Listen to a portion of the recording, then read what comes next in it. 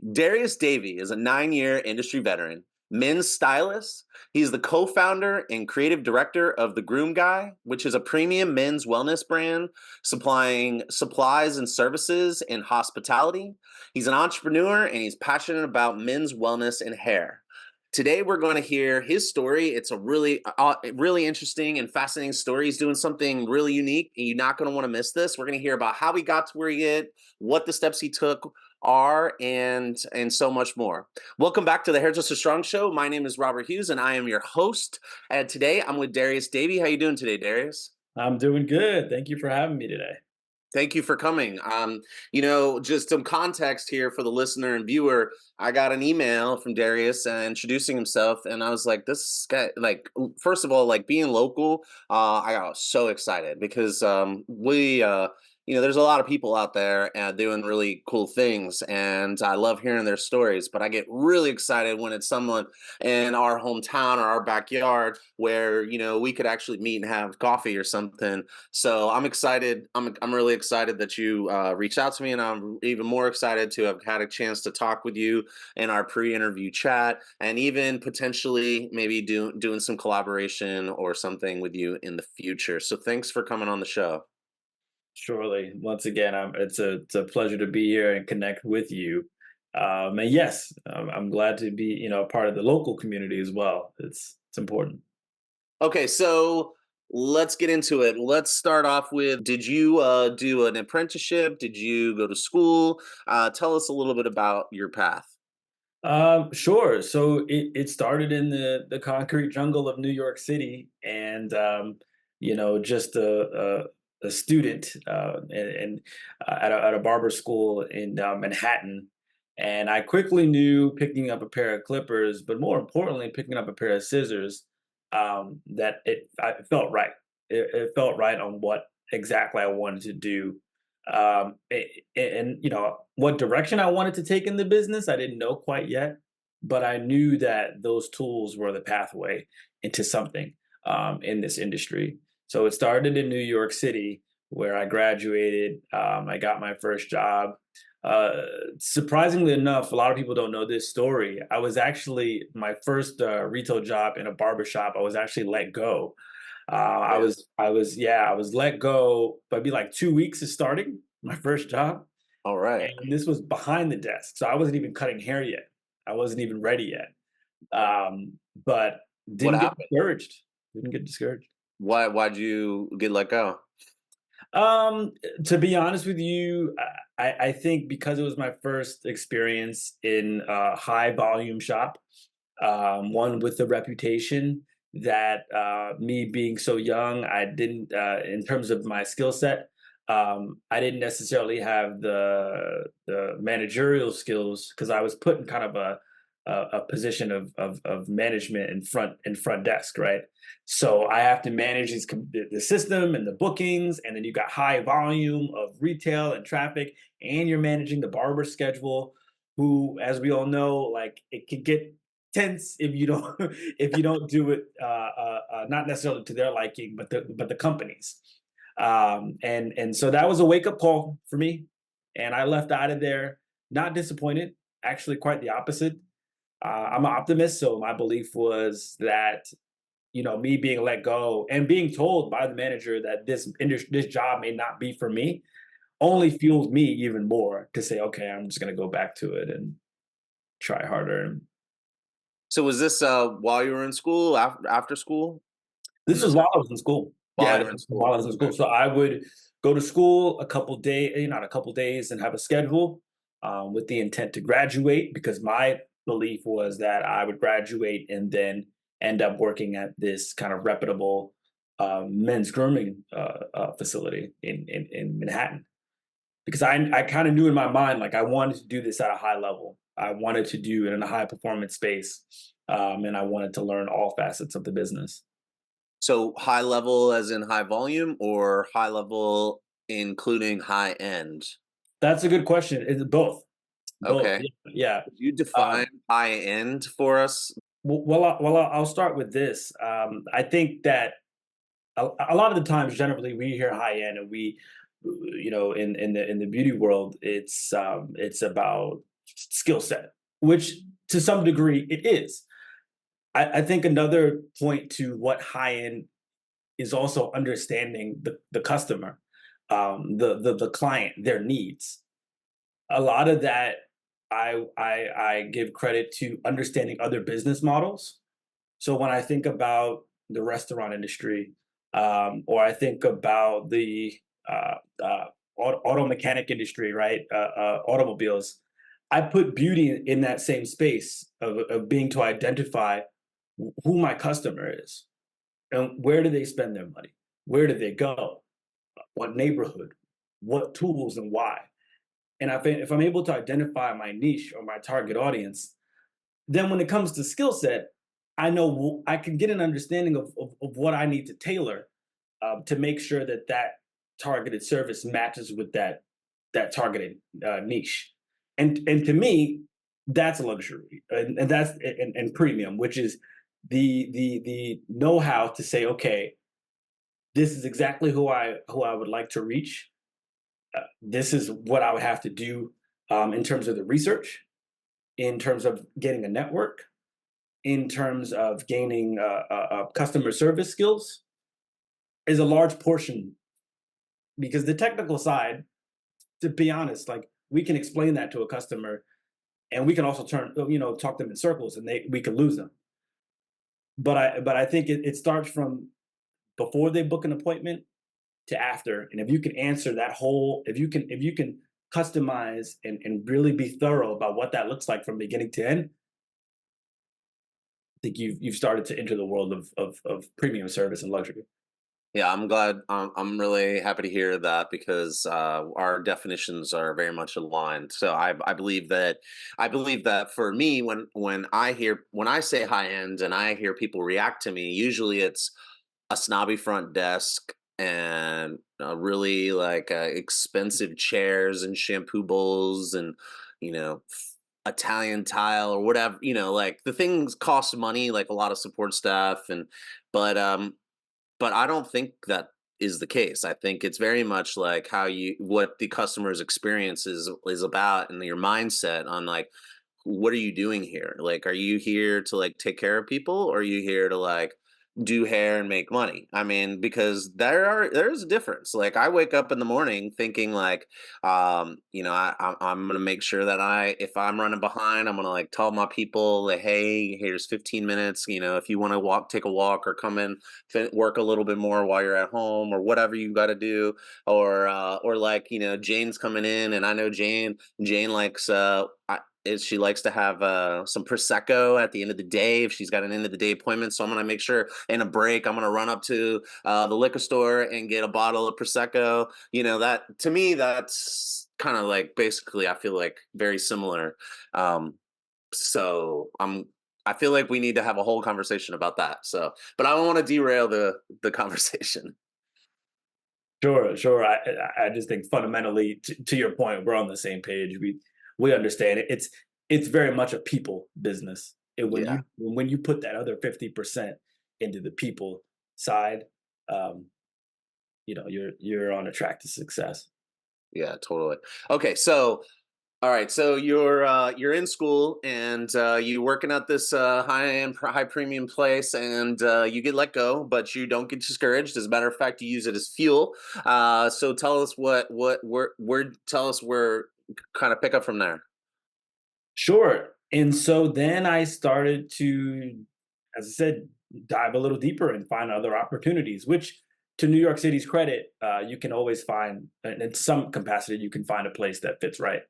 So I ended up working in another barber space, which was kind of groundbreaking for me because I was able to start behind the desk, learn a lot of the operation customer side, customer service side, learn about the back end in terms of a little bit of brand marketing and market research, and then ultimately transition into, and that was a company that was actually a startup too. So they had a lot more resources, both in their product space and actually building out a retail space, which I helped manage for about a year. And while I was there, and also managing barbers, the appetite to actually be behind the chair started to grow. And it was then that I did, and there were things happening in my personal life too that were major. One being finding my partner, who years later we got married, and so she's been fundamental in that process too, in terms of transitioning from ultimately being a manager in New York to now being a hairstylist in Washington D.C. and spending years training there as well. And how long have you been in DC? I've been in DC now for about 6 years, going on Nice. 7. Cool. Okay, so so did you work behind the chair in New York before you came to DC? I had a little bit of experience, but not So as you much got as most of not your as experience in DC? say that again? Sorry, you got most of your behind the chair experience in DC? Yes, Okay. yes, most of my chair So experience got had what yeah. was that? So this is a really interesting. So like I talk to students and almost every single time I go to the schools, maybe not the smaller schools, but the ones with like the big classes, at least one of those people are like, what is your recommendation for my husband's in the military? Or my partner's an engineer or something like that. And they're like, they're talking about moving. Tell us what that was like, that transitionary process. You're moving into a town with no clients. Did you like, what was that like? I think what's really important too is when you're carving out your career is treat it very much like traditional school. I know we may not want to hear that all the time. And what I mean is that some of the people's chapters in their careers come in phases. Not everyone necessarily may be called to go jumping from school, graduating, and fresh into either a high-end salon or a barbershop or even into management. You may need that extra time to really understand the environment, to really understand where exactly you want to put your concentration in. So when I moved from New York City to DC, I still with all my with some of my experience, I decided I still needed time as an apprentice, especially for the place that I was working in. They created a pathway from apprenticeship into being a licensed and team stylist. So I I understood that it took a little bit more time, and I was okay with that because at some point while I was spending a couple of years of carving out this journey, I was also note taking, and I was also like writing things down on what I was learning. So I'm able to now or kind of get a better understanding of where I want to go, which ultimately led to being into the industry that's high end hair and services. So being in DC, harvesting my talent and skill, getting my work checked, getting my work corrected, being okay with that, being able to understand people, understand a city because I don't, I live here in the DMV area, yes, but I really had to get a feel for it and understand people's buying patterns and their habits and behaviors, and all of that was fun. Was critical in So all of you it. did so you didn't just say, uh, I'm worth $600, so I'm gonna charge $600 for highlights. You didn't just wake up and decide. You actually, spend time honing your craft and learning and building and growing yourself. Because that's another narrative that's going around social media right now is like charge your worth. But you sounds like you actually, considered, what I'm trying to say here is without, and I'm trying to be like tactful when I say it.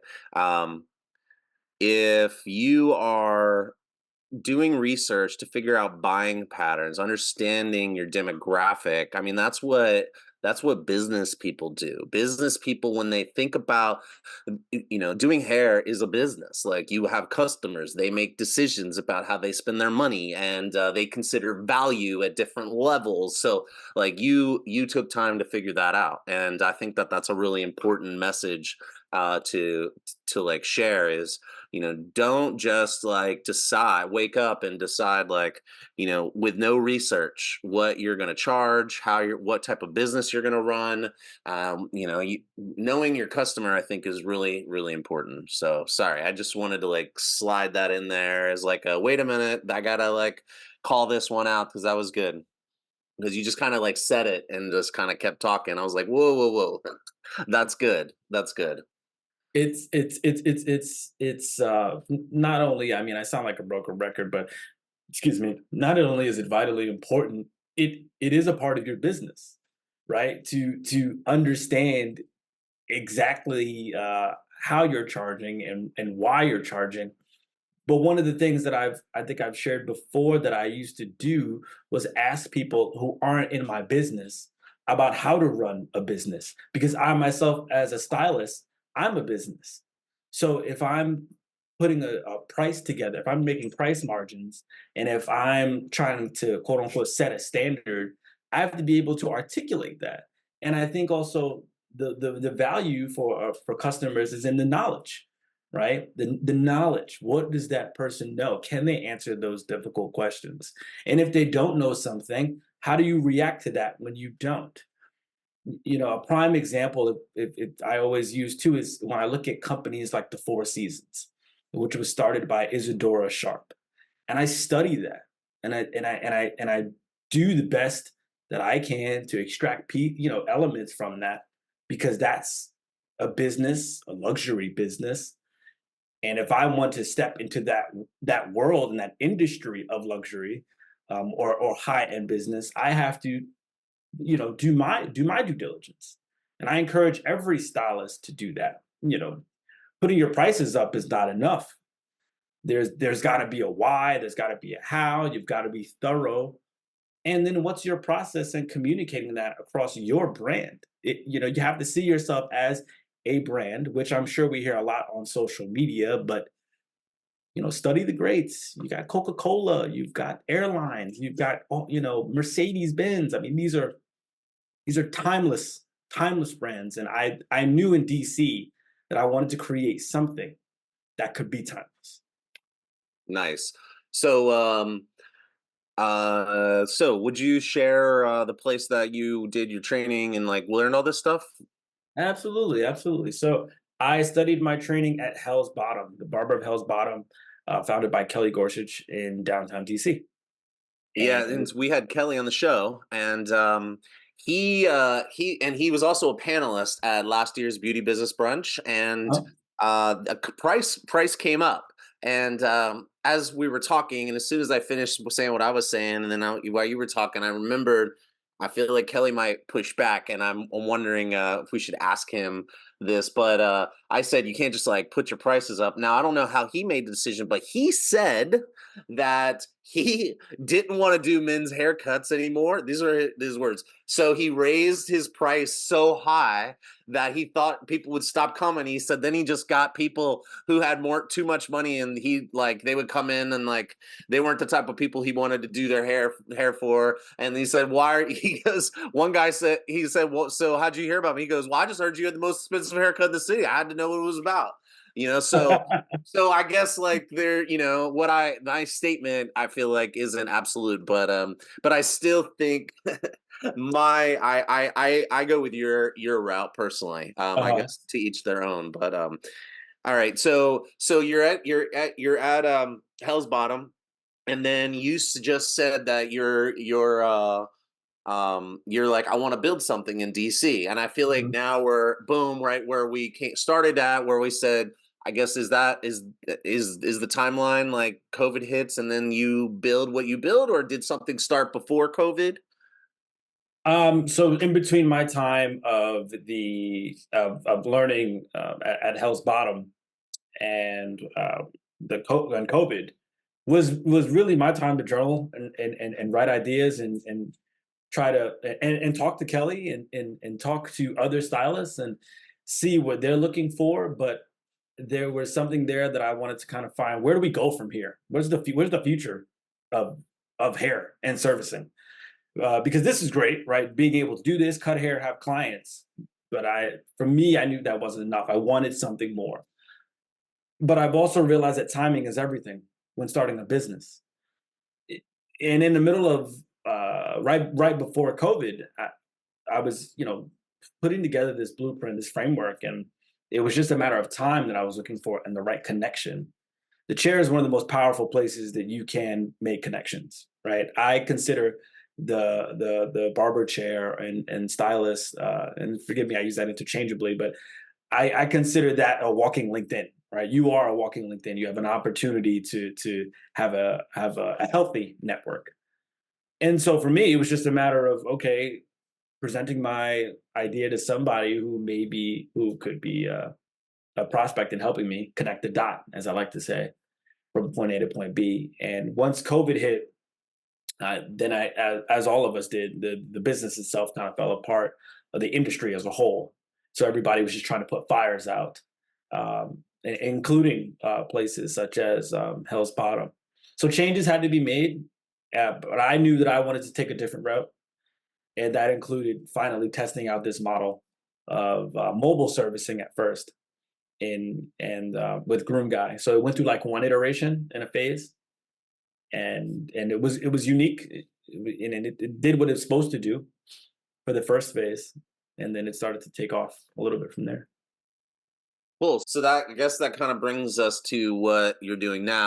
Just as we kind of wrap this conversation up, would you tell us, a little bit about the Groom Guy, like some high level stuff, so a little bit like a teaser for the audience, and yeah, let's start with that. Sure, sure. It's been an exciting time to see this kind of service really kind of hone in and show bring new life to the hair care industry. I have a love and affinity for hotels now because I'm in kind of the hair and hotel space or hospitality space, if you will. One of the things that's exciting is because we've been able to go through kind of a proof of concept with our pop-up barbershop that was in DC. It's kind of evolved into us cementing ourselves as a playmaker in hair and hotels. And what that means is, what other Groom Guy, maybe locations or footprint in some kind, where we can continue to expand our network in the hotel industry. And it also speaks to allowing people to see what hairdressers are capable of. I didn't want people to kind of have. I wanted to give people perspective on our business, because you speak to a lot of people, and some may say, "Oh, you're a hairdresser," and they may have an assumption, but you can open their mind more when you talk about like where you can take the business and service itself, and it goes across other industries, right? It goes in other industries like hospitality. So the next plan now is to see us not only create this platform for this hotel that we're currently in, but others, right? Other hotels. I think that's the big vision. And then ultimately the other big vision in not just building out these spaces is making sure we have the talent. So I have a personal belief and vision. I would like to graduate about 150 students in the next 3 years and get them licensed, get them placed.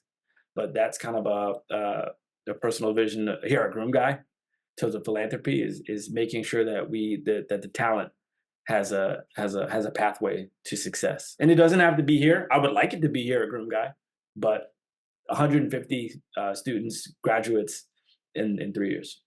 And you also sell services and supplies in hospitality. Yes, yes. As So well. that's another leg and arm of our industry.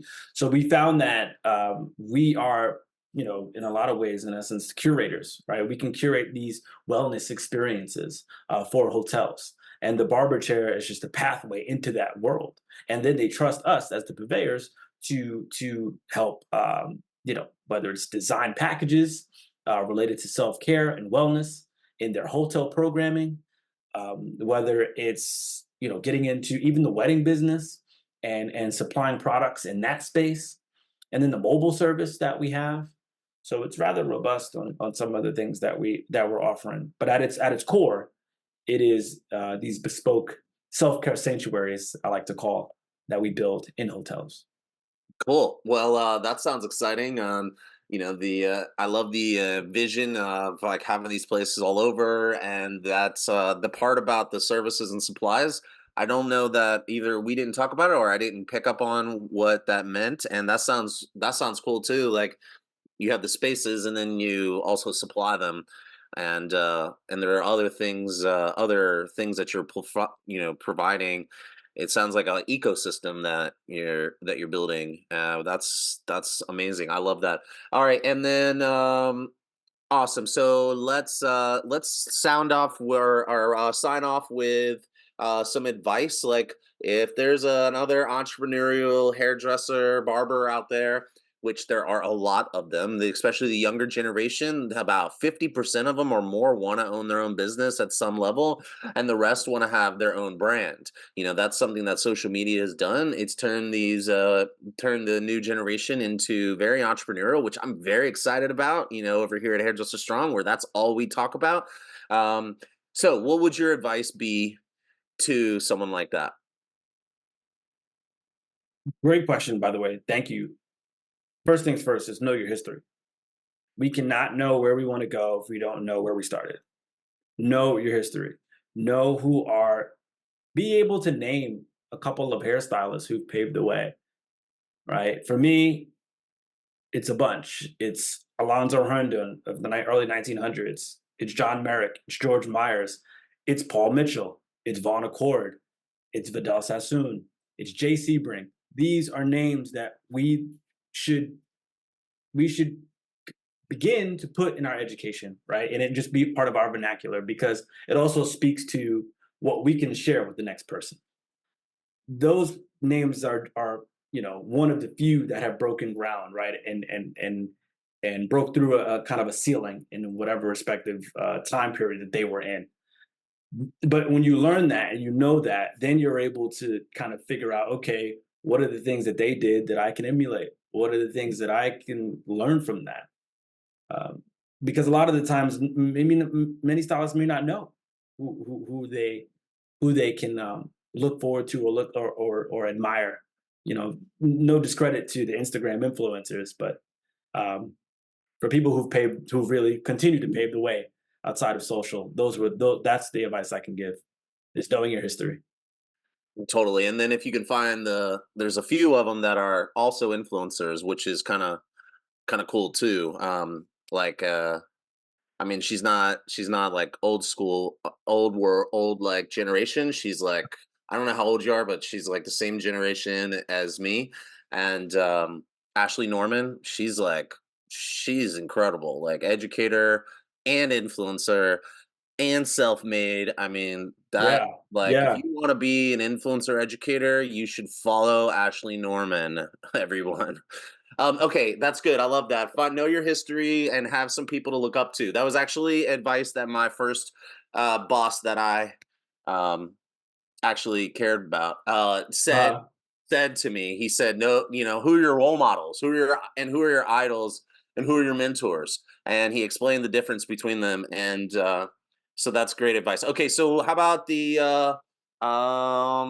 let's say somebody is wanting, well, I guess that's kind of general advice to a young person, but also, is there anything you would add to somebody who say they know their history, they've been in the industry for a little bit, and they're in that position like you were when you were like, I'm ready to like make a change, I need to make a move here, I'm ready, I want more. And what type of advice do you have for them?